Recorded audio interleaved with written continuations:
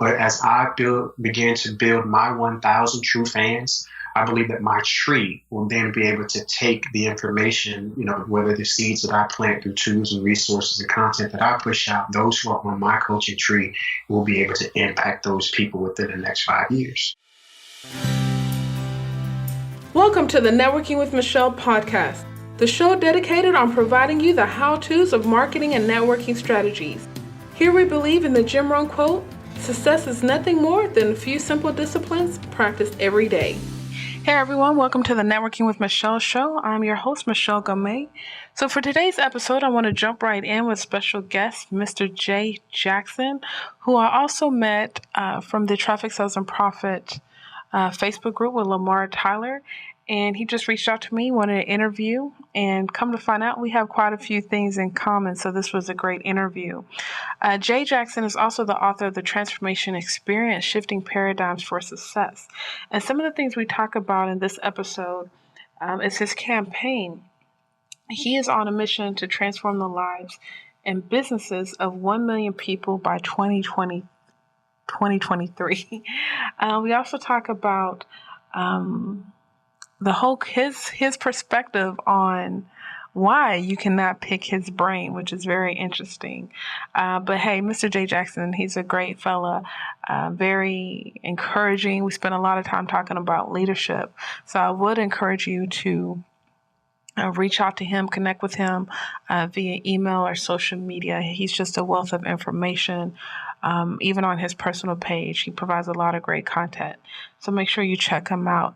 This episode is sponsored by Line 25 Consulting, where we help entrepreneurs create content that allows them to connect with their audience and demonstrate their expertise on social media. So for more information, visit Line 25 Consulting. That's line25consulting.com. Without further ado, Mr. Jay Jackson.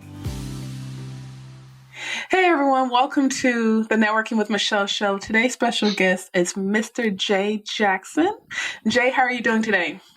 I am doing fantastic, madam. How are you doing today? I'm doing good. All right, y'all. So before we started recording, Jay just asked me, what's my story? Let's just clarify. Is it my whole story or my podcasting story?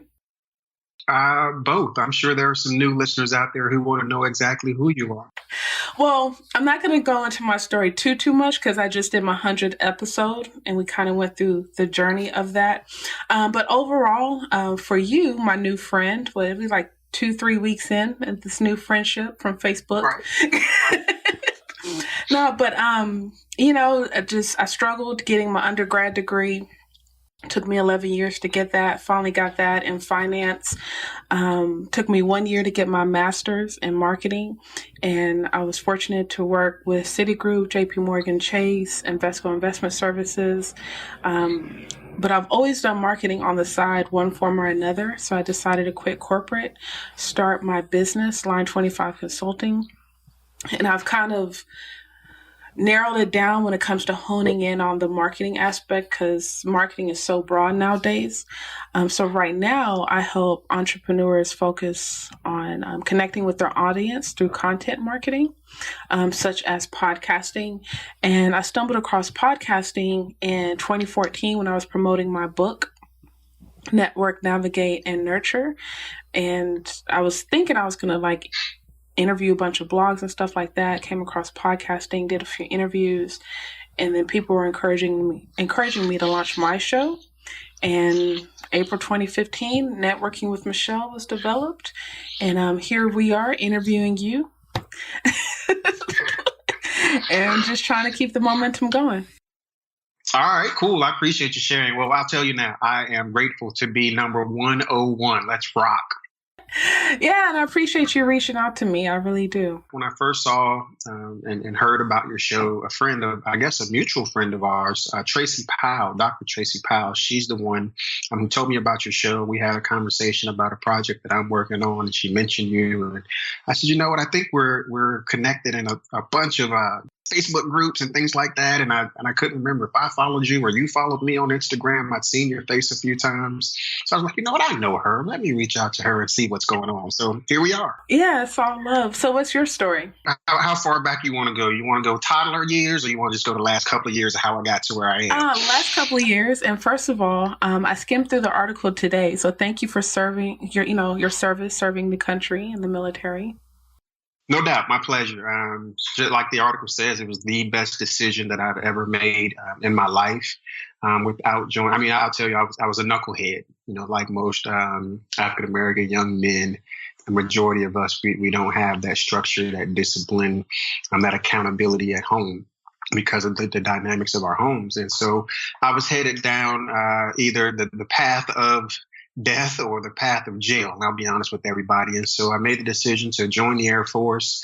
Again, best decision I ever made. I got all the respect, the discipline, the courage, integrity, all the character traits that I believe we all should have and operate with as we strive to become, our greatest version on this human experience and journey.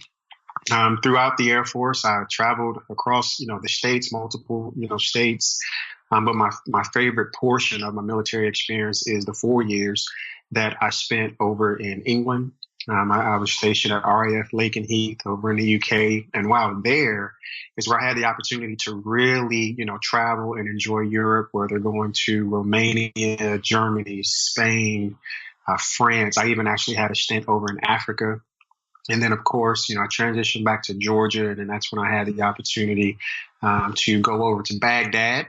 And it's everything that you see on television, and then a whole lot of other things. And I tell people that no one should ever have to experience the challenges that are presented to you in a wartime environment. If you go over there, I tell people, if you go over there and you come back the same way you went over there, you had challenges before you even went. Because no one can come back from that type of environment and still have the same mindset and perspective on life that you had before going. So towards I guess a couple of years after I got back, I started to experience some of the invisible wounds associated with being in a wartime environment. I've now been, diagnosed with PTSD and major depressive disorder, which is something at this stage, a few years removed from that environment. I practice different techniques, whether it's mindfulness, meditation, making sure that my environment, has a Zen-like feel and make sure it's conducive for my peace of mind. And just making sure that the people that I now surround myself with are abundant thinkers, people who, are serving a cause, greater than themselves and, don't have a scarcity mindset, things of that nature. And it's been a joy. I, too, have published my first book, The Transformation Experience, Shifting Paradigms for Success, back in December of 2015. I'm working on my second book. I'm not quite ready to toss any of the particulars out on that one just yet.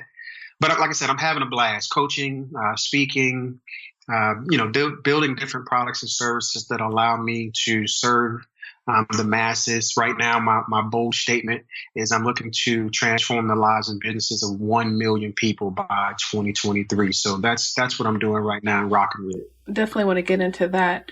So you mentioned you were a knucklehead when you were young. Okay. So when you were a knucklehead, did you recognize your leadership skills at that time, or is it one of those things that happens in hindsight? Now, you say when I was young, some people might say I'm still a knucklehead right now, and I'm cool with it. I'll be honest with you. I didn't recognize it, but there were some people who recognized it within me when I was younger. When I reflect back, I can obviously see that there were some distinct characteristics, that separated me from my peers. But whether, as a youth in peewee football, middle school, high school football, I was always selected to be captain or co-captain of one of the teams that, I served on. Again, that's because I had some character traits that, helped me further, help push the team further along in our goals and our journey. And that even continued, once I transitioned into active duty. being we go to basic training, being selected as what we call an element leader, which is like the second in command. And even again, further along into my career, winning multiple leadership awards at, various different levels, whether it's at the, tactical, operational, or executive level of leadership. So, I mean, I've had to, some of the characteristics are innate, I'll be honest with you, but I have definitely had to focus in and hone in on what I'm great at and fine tune and polish those. That's what distinguishes me from my peers. Can you hide from leadership? Like, in general, can someone hide from leadership? No, I think you're going to be exposed at some point, depending on the environment. As you ask that question, one of the things that comes to mind is, whether it's, LeBron James or even Eli Manning from the Giants, when, they were, young in their careers, there's an expectation of the star player or the quarterback to be that leader. And if you aren't showing up in that capacity that your team needs you to show up in, you're going to be exposed, and you're going to have to actively either hire a coach or, work on putting yourself in leadership roles and then fine tuning and honing those skills. So I don't think you can hide from it. Okay. Interesting. What is the number one reason on why people see you? On why people see me? Yeah, as a coach. I think just the way I show up, the way I offer guidance or resources, tools, tips. I believe that we are all great, no matter our race, gender, socioeconomic background. I just don't believe any of those conditions limits a person and what they're able to accomplish during this human experience. And so I do everything that I can to inspire and empower people to become their greatest version. So I always have a word of encouragement. I set a vision both in my personal life and in my professional life. I challenge others to do the same for their personal and professional lives. And then I do everything I can to give people the tools and resources that they need to be successful. And if you're steering off course and need a little guidance to get back on course, I have enough courage to be able to say, hey, look, you need to get back on course over here. Well, let me back up. I guess, what are some of the challenges on why someone would seek your help? Like, some of the challenges. Like what would they be dealing with personally or professionally? If you lack the self-confidence or self-awareness of who you really are, if you would like to increase your presence as a leader, if you're not experiencing the profits that you believe you should be receiving within your business, I can definitely teach people how to develop the systems and the processes and strategies to do so. Also, oftentimes people, some of my clients might come to me and say, hey, I've got this team and I'm new in the leadership role, or I'm an entrepreneur and I know I need to build a team in order to scale and take my business to the next level. So I can teach how to put a lot of the foundational pieces together to help you scale. And then if you're also having some organizational challenges where morale might be low, or you need to, work on interpersonal relationships and things of that nature within your company, I can then come in and offer either, group training sessions or either one-on-one coaching and consulting with an individual that a company might identify. Got you. What are some of the tips you have for self-awareness? Because my theory is it starts with the self-assessment, but I don't think in today's society, I don't think people are equipped to ask them. They don't want to ask or address the tough questions to themselves or to others. And that's the key. You definitely have to do that self-assessment. You have to do what we talk about in business is a SWOT, and you can do a personalized SWOT. Focus on your strengths, weaknesses, opportunities, and threats. And so one of the things that I like to have clients do is when you do your SWOT, don't you do it on yourself.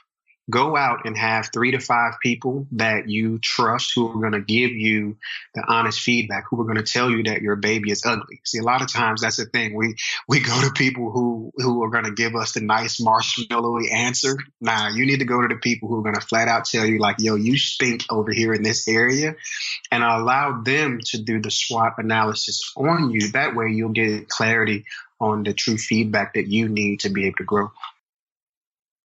So, what led to your mission to transform the lives and businesses of 1 million people by 2023? And when did you start this? When did you, because I would like to know what will this time frame be? Okay, so the campaign launched on May 1st. And what happened May 1st of this year, Okay. 2017. So yeah, we're brand new into this campaign. Okay. And what made me make that bold prediction or that bold statement is my business coach, Paul C. Brunson. For the she's aware of Paul C. Brunson. Yeah, that guy. I'll tell you. So I got to give you a really quick story. So March 2015, I'm about 4 or 5 months off of active duty military, and I go up to DC. This is right when the Southeast was having a major snowstorm. I was sitting on my plane. They canceled the flight, but I was determined to get there. I literally got off the flight, got my bags, rented a car, and I drove in the middle of the night. 2 or 3 inches of ice on the road in the Virginia, D.C. area, but I made it 2 hours before the conference started because I had to be in this room. I needed to know what it meant to be successful as a civilian. And one of the speakers that came across the stage, they were phenomenal speakers, Patrice Washington, Lisa Nichols, you name it, and of course the General Steve Harvey himself. But there was this one brother who was just, swagging across the stage, just real smooth. And that was Paul Brunson. And the entire time I'm watching him walk across the stage, I'm sitting back and I'm saying to myself, whether, my spirit's talking to me, subconsciously saying to myself, like, yo, I'm going to do that one day. Like that's going to be me. And that's what I want to do in life 2.0, as I call it. And so I've watched him. I've been a huge fan of his the past couple of years, whether it's his Mentor Monday show. And he finally made an offer. And in that offer, I made the investment, and I've been a part of his coaching program. Sheesh, we're halfway through this current, investment into his program. And one of the things that he challenged me to do is develop my own theory or to develop a bold statement. And so this is my bold statement. I don't necessarily believe that I will personally touch the lives and businesses of 1 million people by 2023. But as I begin to build my 1,000 true fans, I believe that my tree will then be able to take the information, whether the seeds that I plant through tools and resources and content that I push out, those who are on my coaching tree will be able to impact those people within the next 5 years. So that's how it came to be. Yeah, I love it. I'm in the same program that you're in with Paul.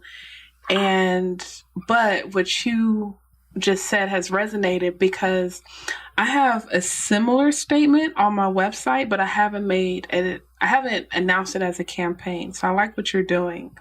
So I might have to revisit that for myself. So thank you. Yeah. No doubt. So which group are you in, Michelle? I'm in Carla Harris Leadership. All right, I can dig it. I'm in Richard Branson, so there's a huge competition thing going on between all of us. Look, that's cool. Don't make me take this offline. You'll be a friend today. You'll be a friend today. Take this offline. Yeah, it's been challenging, like a good challenge, right? And I told him I kind of feel like this is the MBA of online marketing. Because I've read so much material and I'm like, I know this, I'm doing this, but there has to be more. And the last couple of sessions, I was like, okay, this is the more I've been asking for. And now I'm like, okay, let me stop and catch up. Right. It's been good, obviously, because I'm out of my comfort zone. So yeah, definitely big shout outs to Paul. Yeah. Okay, so the goal is to affect, 2017, 2023, like, I guess, where did 2023 come from? Like, is it just 5 years? Yeah, it's just to put pressure on myself, to force me, of course, with any goal that we set, we have to put a date on it. Because if you don't put a date on it, it's just a dream.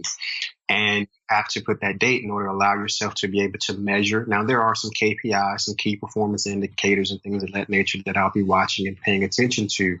However, it's just really just to put that pressure on myself to say, okay, once I go back and take a look at it at the end of 5 years, May 1st of 2023, how many, whether it's impressions or likes, comments, shares, things of that nature, have I had on the content in general that I have pushed out. And that could be this particular podcast. It could be blog articles, videos. I'm also getting ready to launch an interview camp. I put some finishing touches on some stuff, and just with the intent of being able to touch the masses, diversify my network. I try to tell people often that I don't like groupthink. So if everyone looks like, talks like you, comes from the same community and neighborhood that you come from, you're limiting your potential. So diversify your network, and again, that's race, gender, socioeconomic background, national origin, sexual preference, any of it. Yeah, so this morning I saw your post, and it says, correct me if I'm wrong, but it says something about if you don't know your customer avatar, you don't know the 5 W's? Yeah, you don't know the 5 W's and the H of your marketing strategy. So what are the W's and the H's? The who, what, when, where, why, and how of marketing. Okay. So, Okay. You have to know who it is that you're serving. You have to know what it is exactly that they need, where they hang out, why they consider your product to be the product that I have to purchase over everyone else. When are they online, things of that nature. And then the how is how they actually feel, about your product. Does it meet a need? Does it solve a problem for them? And so I was literally on the phone with on Messenger with a potential client, with a prospect. And we were having, this conversation, trying to help her, working her through my sales funnel. And one of the things that I asked her is whether or not she had identified her avatar. And she hadn't. One, she hadn't heard of an avatar, and two, she didn't understand the significance behind it. And so, of course, content is life. Content is king. And so all of the content that I push out is either coming from an experience that I'm going through personally, or something that I'm going through with a client to help, help my tribe, help my community, help my audience understand that, hey, you're not alone, and these are the things that you need to be focusing on. You also stated that you help your clients understand the importance of knowing who they serve and the value proposition. I think lots of times we recognize our skill. Like, I'm a good graphic designer, right? But we don't understand what's going to separate me from the thousands of other good graphic designers. So how can we tap in to ourselves to understand our value proposition and then hopefully narrow down that customer avatar? So I'll get the avatar piece. Let me say this. I will go ahead and say what separates you first, and then that way that'll help you get laser focused on your avatar. So, one, what I had to do is reflection. Go back and take a look at previous projects, whether it's even back to school. If you know what you're great at, you know what your strengths are. And I tell people all the time, take your chips, push them to the center of the table, and go all in on your strengths. And that's where, when you do the SWOT analysis, you'll really be able to understand what your strengths are. It's okay to watch and monitor what other people are doing. And that's just so that sometimes you'll be able to get a glimpse or an idea of where you might need to make some adjustments at. But I tell people all the time, I get it, some might disagree, but I'm my competition. Every single day I'm looking to put Jay out of business. Every single day I'm looking to outdo what Jay did the day before. And so if in terms of my strategy and my productivity and the tasks that I want to accomplish every day, if I go all in and 10x today in comparison to what I did yesterday, that'll completely separate me from any competition out there, and it'll allow me to be so good that people can't ignore me. And then in the process of that, you have to get laser focused on your avatar. You really have to sit down and start asking those questions. Whomever, like, for example, if you have one or two clients that are great clients, or you feel are a great fit for what it is that you do, there's some different, you can go to different websites and download the actual avatar worksheet. And then you take that avatar worksheet and you can ask that client, and this is something I've done, you ask that client, hey, will you fill this out for me? And then once they fill it all out for you, They've done the work for you. Now you have a perfect presentation of what your avatar is. That's honest. How many clients did you do that with? 3. Yep. Yep. Matter of fact, one that I had just finished up, I kind of did it as a kind of a survey, or how this is where you were before we started the coaching program, and this is where you are now. Will you please fill this in a comparison kind of scenario? And then 2 customers that I'm actively working with right now, I had them do it because I think that they are more of my ideal client than other people that I've worked with in the past. I like it. All right. So we've been doing a lot of focus on customer avatar. There's always the age-old question, hey, Mr. Jackson, can we go grab some coffee? Can I treat you for some coffee so I can pick your brain? Is that okay? Really? What are you gonna do me like that on air, huh? All right. So what she's getting at, everybody out there, is I get often in my inbox, hey Jay, and these are from random people that I've never met before. Hey, can I pick your brain? And I don't mind having coffee. I don't mind having lunch. I don't mind even offering a free 30-minute, mutually qualifying session is what I like to call it. The problem that I have with that is, one, if I don't know you, you're not engaged with me or connected with me on any social platforms. You're not a part of my Facebook group. You're not in my my email list community. The problem that I have with that is now you want something for free. And I push out tons of free content across all of the different platforms that I'm on. And I get and understand that you might have just that burning question. But I tell people, if you can add value in some way, whether it's, if you can say, hey, Jay, I can see where I can improve this graphic for you, or where I can improve your website in exchange for 30 minutes or an hour to have a conversation with you, not pick my brain. One of the things that I put in that post is you can go pick some fruit, pick your nose, or pick up a book or something, but picking my brain, no, it just sounds harmful to me for someone to say, hey, I just want to poke at your brain and see what comes out of it. No, man, you have to do better than that. Yeah, it's just, oh my God, I don't think that's ever going to go away. I don't care whether you're starting from 0, if you're to 100, people are going to challenge you on trying to get something free, knowledge free. Yeah, when I saw your post, that had me dying.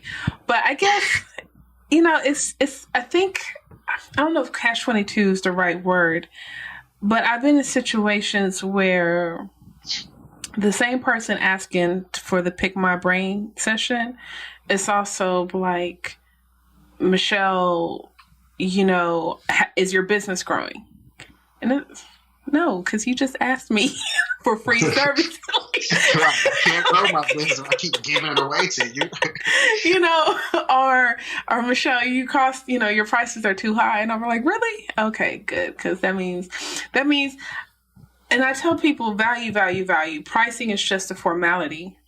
Because if I add the price, if you're willing to pay my price, that means I really need, you're serious, and I really need to sit down and take time with you, go through your website, whatever the business thing is.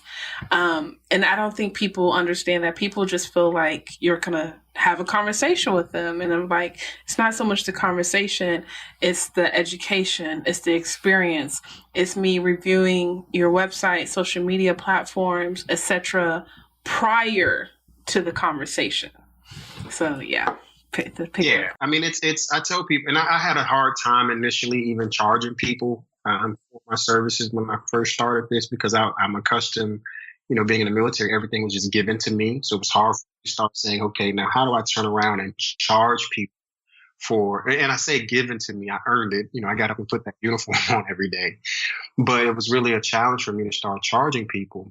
And I'll be honest, when I first started out, it was really hard for me to pay people to teach me a lot of the things that I really needed, because oftentimes most people would approach me assuming that, hey, he's a new coach in the industry. This is his first business.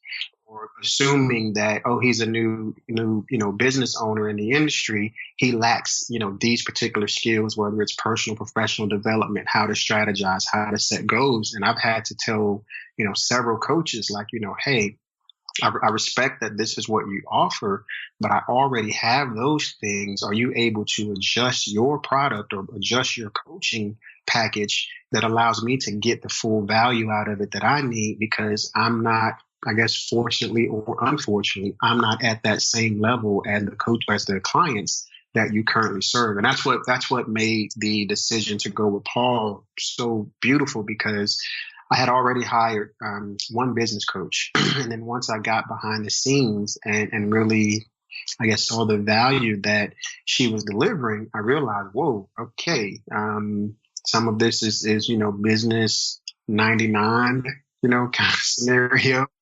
And so I really needed someone like a Paul, like you said, who can give you that MBA or that PhD in business and really catapult you to the next level. Yeah, definitely. And what I realized, I had to tell one of my clients, like, the good thing is she didn't have a problem with my pricing, but I'm like, when you're investing in me, I'm investing in someone else, so I can give that back to you. Absolutely. And so yes, I got to pay my bills and all this kind of stuff, but it's like the money. It's not like I'm just pocketing the money and going on a free spree in downtown Houston. But trust me, I'm investing in other programs, and I'm going to share that knowledge to you as a client as it applies to your situation. And I don't know, the good thing about her is like she also invests in herself. She went to a Dan Kennedy conference and all that type of stuff.